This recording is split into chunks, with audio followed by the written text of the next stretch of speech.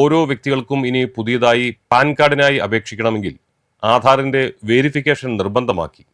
Central board of direct ടാക്സേഷന്റെ നിർദ്ദേശപ്രകാരമാണ് ഈ നിർബന്ധം.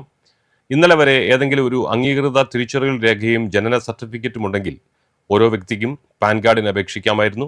അതിനാണ് ഇപ്പോൾ മാറ്റം വന്നിരിക്കുന്നത്. അപ്പോൾ ഓർക്കുക, പാൻ കാർഡിന് പുതുതായി അപേക്ഷിക്കാൻ ആധാർ വെരിഫിക്കേഷൻ നിർബന്ധമാണ്. എണ്ണ കമ്പനികൾ ഗ്യാസിന് വില വർദ്ധിപ്പിക്കുന്നതും കുറയ്ക്കുന്നതുമെല്ലാം എല്ലാ മാസത്തെയും 1-ാം തീയതിയാണ്. ജൂലൈ മുതൽ ATM ചാർജുകളിൽ മാറ്റമുണ്ട്. വിവിധ സർവീസ് ചാർജുകളിലും മാറ്റം വന്നിരിക്കുന്നു.